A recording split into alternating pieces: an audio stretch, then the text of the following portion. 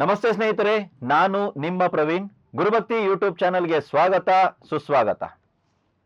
ಮನೆಯ ಮೇಲೆ ಬಂದ್ಬಿಟ್ಟು ಮರದ ನೆರಳು ಬೀಳ್ತಾ ಐತೆ, ಪಾಸಿಟಿವ್ ಅಲ್ಲ ಅಂತ ಹೇಳ್ಬಿಟ್ಟು ತುಂಬಾ ಜನ ವಾಸ್ತುಶಾಸ್ತ್ರಜ್ಞರು ಹೇಳ್ತಾ ಇದ್ದಾರೆ. ಮನೆಯ ಹತ್ತಿರದಲ್ಲಿ ದೇವಸ್ಥಾನ ಇದೆ, ದೇವಸ್ಥಾನದ ನೆರಳು ಅಂದ್ರೆ ಆ ಗೋಪುರದ ನೆರಳು ಇತ್ಯಾದಿಗಳು ಮನೆ ಮೇಲೆ ಬೀಳ್ತಾ ಇದೆ. ಮನೆಯ ಹತ್ತಿರದಲ್ಲಿ ಆಸ್ಪತ್ರೆ ಇದೆ, ಮನೆಯ ಹತ್ತಿರದಲ್ಲಿ ಸ್ಮಶಾನ ಇದೆ, ಅಥವಾ ನಮ್ಮ ಮನೆಯಿಂದ ನೋಡಿದಾಗ ಸ್ಮಶಾನ ಕಾಣಿಸುತ್ತೆ ಸರ್ ಅನ್ನುವಂಥವ್ರು ಯಾರಾದ್ರೂ ಇದ್ರೆ ಈ ಪರಿಹಾರ ನಿಮಗಾಗಿ.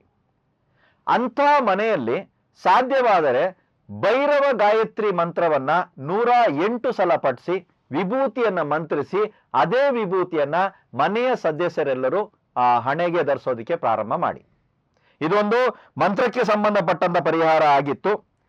ಇಲ್ಲ ನಮ್ಗೆ ಇದೊಂದು ಸ್ವಲ್ಪ ಕಷ್ಟ ಆಗುತ್ತೆ, ಅದನ್ನ ಬಿಟ್ಟು ಏನಾದ್ರು ಪರಿಹಾರ ಹೇಳಿ ಅಂದ್ರೆ, ದಕ್ಷಿಣಕ್ಕೆ ಮುಖ ಮಾಡಿರುವ ರೀತಿಯಲ್ಲಿ ಭೈರವರ ಒಂದು ಚಿತ್ರಪಟವನ್ನ ನಿಮ್ಮ ಮನೆಯಲ್ಲಿ ಹಾಕಿ.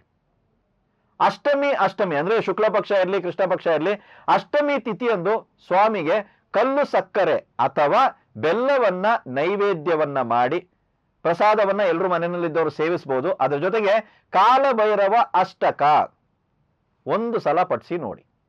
ನಿಮ್ಮ ಮನೆಯಲ್ಲಿ ಇನ್ ಕೇಸ್ ಈ ವಿಚಾರದಿಂದ ಸಮಸ್ಯೆಗಳು ಉದ್ಭವ ಆಗ್ತಾ ಇದ್ರೆ, ಅದರಲ್ಲೂ ಪರ್ಟಿಕ್ಯುಲರ್ ಆಗಿ ಅನಾರೋಗ್ಯ ರೋಗ ಬಾಧೆ ಏನಾದ್ರೂ ಇದ್ದರೆ, ಅಂದ್ರೆ ಮನೆ ಮೇಲೆ ಬಂದ್ಬಿಟ್ಟು ನೆರಳು ಬೀಳ್ತಾ ಇದೆ ಸರ್, ಅತಿ ಹೆಚ್ಚಾಗಿ ಆಸ್ಪತ್ರೆ ಖರ್ಚಾಗ್ತಾ ಇರ್ತದೆ, ಅಥವಾ ಅತಿ ಹೆಚ್ಚಾಗಿ ಬಂದ್ಬಿಟ್ಟು ವೈದ್ಯಕೀಯ ಖರ್ಚುಗಳು ಬರ್ತಾ ಇದೆ, ಔಷಧೋಪಚಾರಕ್ಕೆ ಖರ್ಚು ಮಾಡ್ತಾ ಇದೀವಿ ನಾವು, ಪದೇ ಪದೇ ಆಪರೇಷನ್ ಅಂತ ಇದ್ದಾರೆ, ಪದೇ ಪದೇ ಏನಾದ್ರು ಒಂದು ಏಟ್ ಮಾಡ್ಕೊಂಡು ಬರ್ತಾ ಇದ್ದಾರೆ ಅನ್ನುವಂಥದ್ದು ಏನಾದ್ರೂ ಇದ್ದರೆ, ಅತಿ ಹೆಚ್ಚಾಗಿ ಅನಾರೋಗ್ಯ ಬಾಧೆ, ಗೋಪುರದ ನೆರಳು ಬೀಳ್ತಾ ಇದೆ, ಹತ್ರದಲ್ಲಿ ಆಸ್ಪತ್ರೆ ಇದೆ, ಹತ್ತಿರದ ಸ್ಮಶಾನ ಇದೆ, ನಮ್ಗೆಲ್ರಿಗೂ ಅನಾರೋಗ್ಯ ಆಗಾಗ ಕಾಡ್ತಾ ಇದೆ ಅಂದ್ರೆ ಈ ಪರಿಹಾರ ತುಂಬಾ ಚೆನ್ನಾಗಿ ಕೆಲಸ ಮಾಡುತ್ತೆ.